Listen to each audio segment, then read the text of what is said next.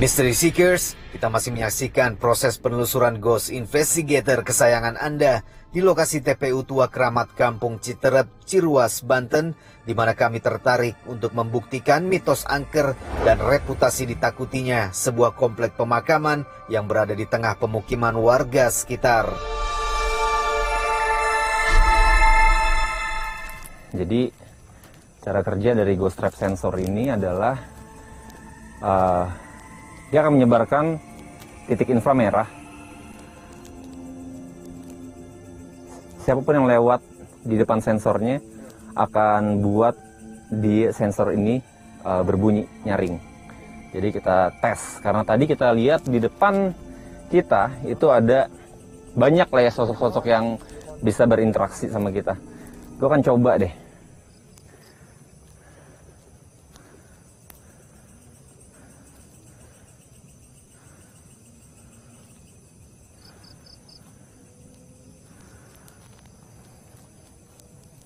Kalau taruh di kepala makam nggak boleh. Wow. Mystery Seekers, jadi kalian bisa lihat si dokter hantu Eric lagi memasang ghost trap sensor, yang dimana ghost trap sensor ini adalah dia akan berbunyi ketika mungkin ada sosok dari energi dari makhluk gaib. Jadi kita tunggu aja, semoga. Soalnya tadi di sana ada pas lihat dari SLS kamera, di sana banyak banget statement dari makhluk gaib. Oke, sekarang Mystery Seekers, kalian udah lihat di depan kita udah ada ghost trap sensor yang kalau kita matiin pencahayaan, oke, jadi dia nembak ke bagian depan. Apapun yang lewat sensor itu akan trigger jadi bunyi. Contoh kerjanya adalah, coba Indah, lempar ranting ini ke depan, jauh juga nggak apa-apa. Ya, coba. Ya, maaf yang di depan ya. Oke. Jadi kalau misalnya ada sesuatu yang lewat, itu dia bunyi. Ini mereka ya. Jadi coba apa, matiin lampu Dika. Ya. Kita lihat. Oke, siapapun yang ada di depan tadi, silahkan lewat dari ghost trap sensor untuk membunyikan sinyalnya. Ada suara men, burung hantu itu. Burung hantu. Gagak. Siapapun yang ada di depan kita saat ini, makhluk apapun, kalian boleh lewat di depan sensor ghost trap yang ada di depan kita.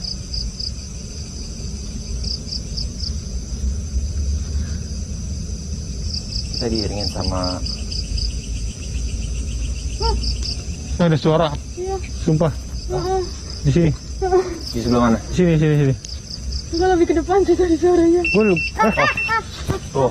Wow. Nah, kan gua kata gua. Halo.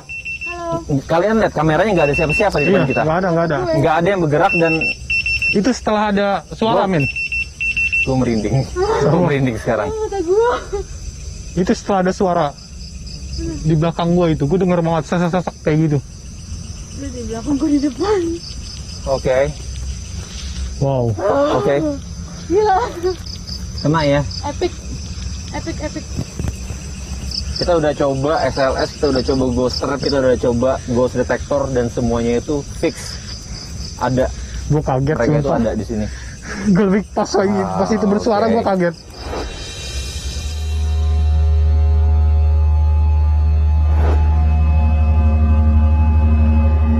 Di sini ada yang mengatakan bahwa di salah satu makam ini ada yang dikeramatkan sifatnya. Nah, di situ ada semacam hewan peliharaan dari seseorang yang namanya, kalau tidak salah, Pak Jen itu. Nah, itu sering setiap hari Jumat pada saat beliau masih hidup, dia sering berziarah dan menengok peliharaan tersebut di makam ini. Kalau tidak salah menurut informasi dari luar itu berupa macan putih. Saya juga kurang tahu persis, tapi menurut informasinya seperti itu. Pak Jen itu merupakan salah satu tokoh masyarakat juga yang domisilinya bukan di kampung ini, tapi di seberang kampung ini, di sebelah.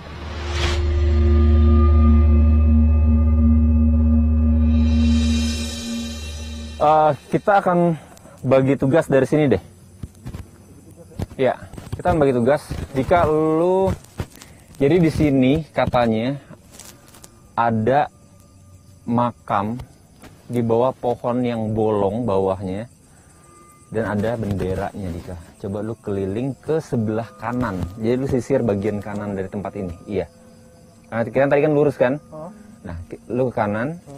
Sedangkan di bagian sini, ini biar gue aja yang explore. Kalian berdua tinggalin gue di sini. Mystery Seekers, di episode selanjutnya kami akan menampilkan bagaimana Erik, Dika, dan Indah berjibaku dalam proses solo hunting mereka masing-masing.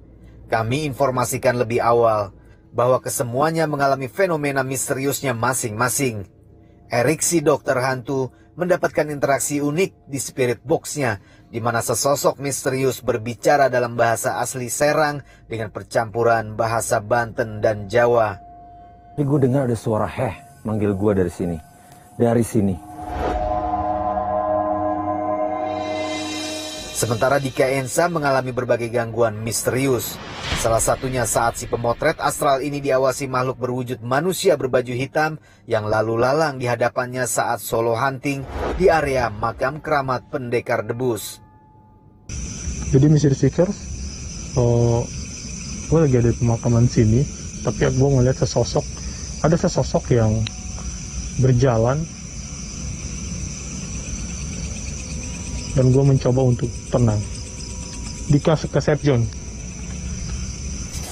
Dan Indah Mongli harus mengalami kejadian misterius serta mendapatkan bantuan dari tokoh spiritual setempat. Emang wenten salah napa? Oke. Mystery Seekers. Iya. Wes. Wes, nggih atur nuhun.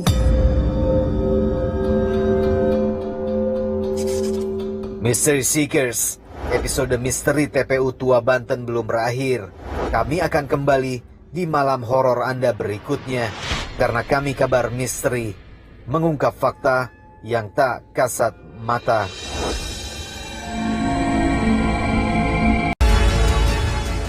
Dikisahkan Bapak Hudari, seorang tokoh warga setempat, bahwa di komplek TPU Tua yang berada di sekitar pemukiman warga ini terdapat satu makam keramat yang bersemayam di dalamnya jasad seorang pendekar Banten.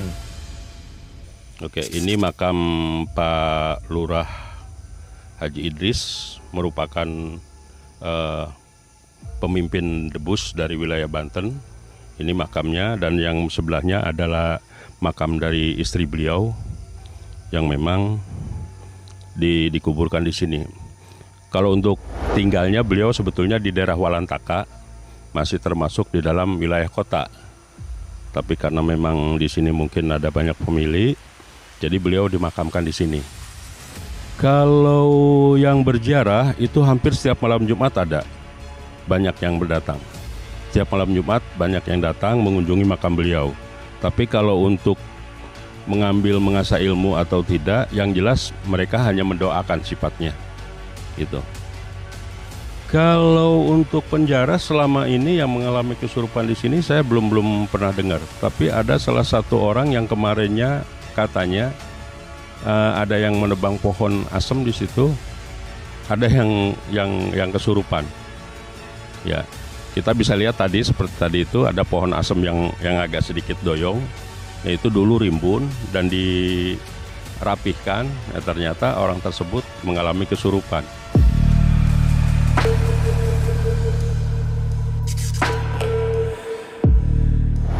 Bukan itu saja, komplek pemakaman tua ini pun memiliki beberapa profil pohon beringin tua yang berusia ratusan tahun, serta pohon-pohon besar lainnya seperti pohon timbul, pohon kamboja, dan pohon asam. Kesemua pohon besar nan tua ini diketahui sudah menjadi rahasia umum memang menjadi habitat bagus bagi para lelembut. Nah ini beringin ini bisa kita lihat nanti di ujungnya. Dari sini aja kita lewat nih. Nah ini pohon beringinnya. Nah ini ada. Nah kita lihat bersama di bawah itu ada lubang ya. Nah ini di bawah beringin. Nah itu ada di situ sebelah sini. Nah ini dulu pernah ditemukan batu cincin, berupa batu cincin, dan ada satu benda pusaka yang belum bisa kita ambil di atas ini. Tuh, di bawah beringin ini ada benda batu cincin, dan di atas ini yang belum bisa kita ambil, berupa benda pusaka keris di atas ini. Iya. Iya. Iya. Sudah berdiri, ini ada 3, satu di ujung sana juga ada yang berdekatan dengan makam pendekar itu Jawara Banten, Pak Haji Idris ya, di sana. Nanti kita bisa lihat bersama-sama ke sana.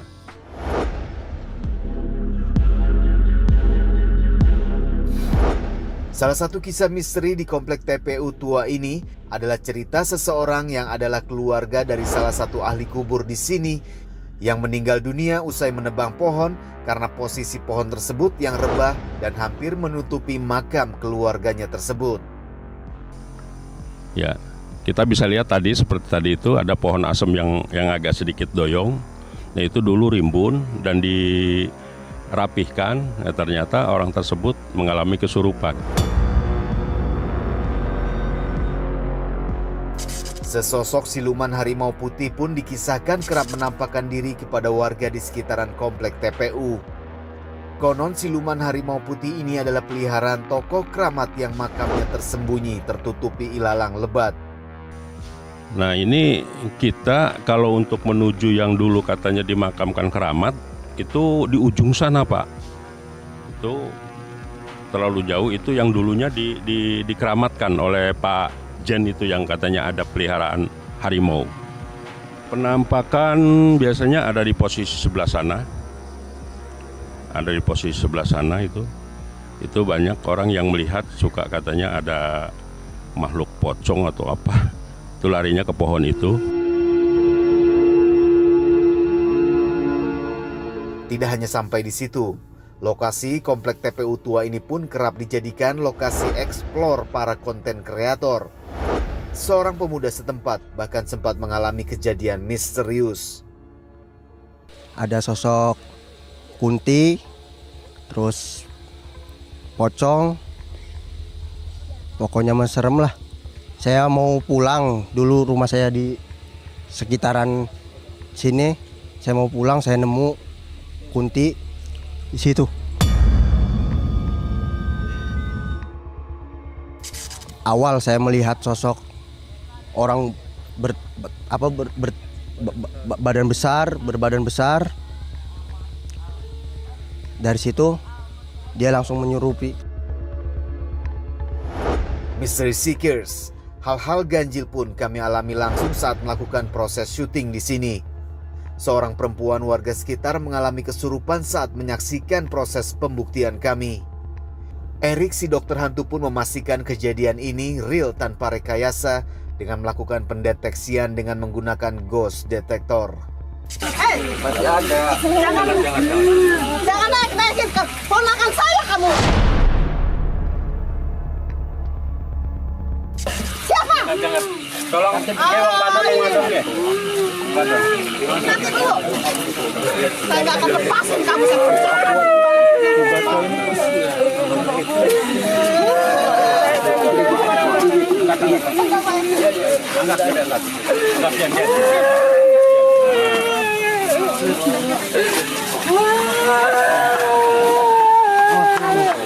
Bawa dengar dulu.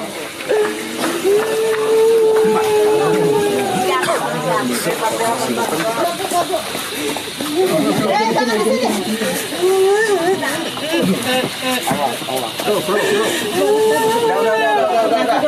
Jan. Jan tuh bisa tuh. Jan tuh.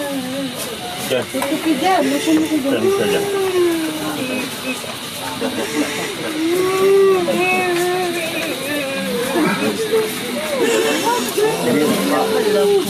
Ini kejadiannya sebenarnya dari Pak.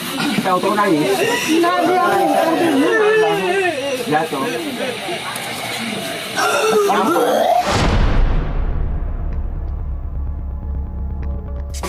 Kalau muntah los muntah.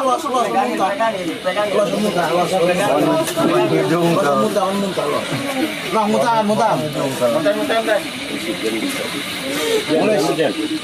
Dari Pak. Jempol dipecah, jempol.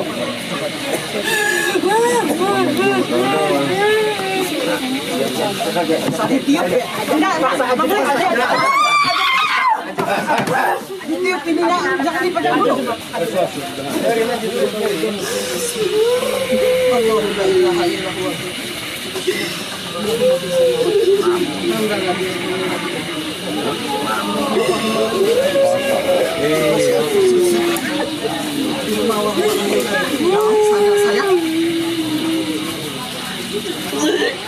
Bisa bantu nggak Pak?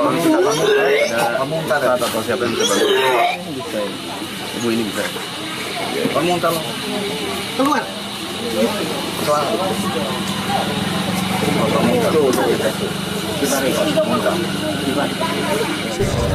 Jadi kita juga agak panik juga dari. Oke, kita lihat keberadaan mereka itu bisa terdeteksi sama peralatan. Ini dibilang ghost detector, pendeteksi hantu. Ya. Astagfirullahaladzim. Kalau misalnya masih ada, biasanya sih tuh. Gimana? Masih. Gimana ada ini? Masih. Tuh. Sini. Bu. Ya, kondisi dia ini. Sini. Kepala. Di kepala tuh ada tuh. Kepala.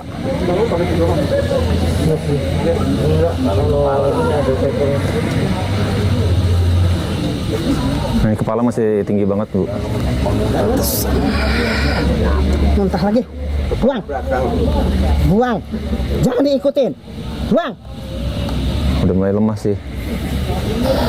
Mulai lemah ya. Tadi kelihatan ya. Tadi penuh. Itu juga masih ada itu. Masih ada. Sini, kuping. Kamu saya tidak. Dah. Ya. Sensitif juga ya Pak ya. Hilang ya. Hilang. Ini agak melamun sebentar duduk sendirian. Kosong. Bahkan saat kami merekam proses penetralisiran korban kesurupan untuk kebutuhan konten sosial media kami dikejutkan dengan kemunculan fenomena suara bisikan misterius yang jelas terekam kamera smartphone kami. Besarkan volume audio Anda dan perhatikan suara bisikan wanita misterius ini saat kami kembali sesaat lagi. Hanya di Kabar Misteri, mengungkap fakta yang tak kasat mata. Tuh. Masih. Masih. Ada ini. Masih.